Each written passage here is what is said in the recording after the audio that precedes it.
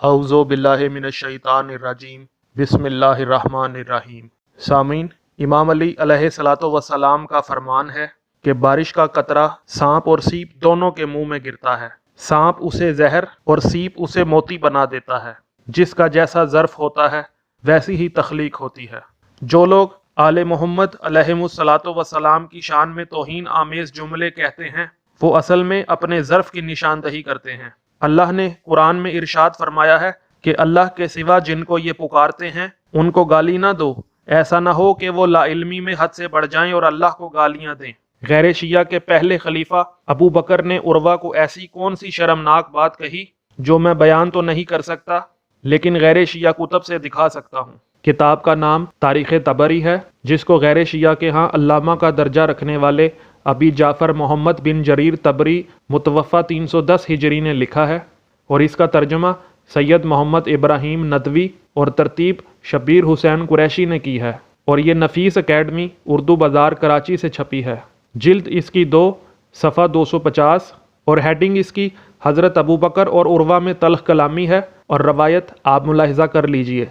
सामीन, यही रवायत तारीख़ मदीनतुद दमिश्क, जिसको गैर शिया के यहाँ इमाम, आलिम, हाफिज़ और तारीख़ दान का दर्जा रखने वाले अबिल कासिम अली बिन अल हसन इब्न हिब्बतुल्लाह बिन अब्दुल्ला जो शाफ़ी मसलक से थे और उनकी वजह शोहरत भी यही किताब थी जिनको इब्न असाकर भी कहा जाता है, ने तालीफ़ किया है और ये दारुल फ़िक्र से छपी है और जिल्द इसकी 57 और सफ़ा 227 है। जी सामीन, आपने मुलाहिज़ा किया, जो शख्स अल्लाह के हुक्म के बावजूद किसी के झूठे खुदा की तौहीन करे वो अल्लाह का नाफरमान है। और ये तो दुनिया का हर इंसान जानता है कि किसी का नाइब, किसी का खलीफा, किसी का जानशीन, किसी का वारिस वही होता है जो उसका फरमा बरदार हो, जो उसकी बात मानता हो, वो नहीं होता जो उसका नाफरमान हो। यही वजह है कि हम अबू बकर को नबी मुअज़्ज़म सल्लल्लाहु अलैहि वसल्लम का पहला तो क्या खलीफा ही नहीं मानते, क्योंकि ना तो अबू बकर को अल्लाह ने खलीफा बनाया है और ना अल्लाह के रसूल ने खलीफा बनाया है। छठे पारे की पहली आयत में अल्लाह इरशाद फरमा रहा है कि अल्लाह गालम गलोच करने वालों को, सबो शितम करने वालों को पसंद नहीं करता सिवाय उसके कि जिस पर जुल्म हुआ हो।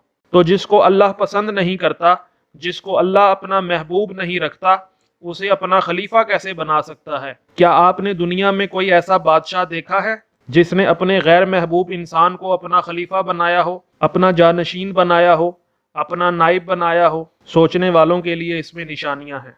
सामीन, अगर आपको वीडियो पसंद आई है तो वीडियो को लाइक करें, कमेंट करें और ज़्यादा से ज़्यादा शेयर करें ताकि अवाम पर हकीकत वाज़ेह हो जाए। अस्सलामु अलैकुम वरहमतुल्लाहि वबरकातुहू।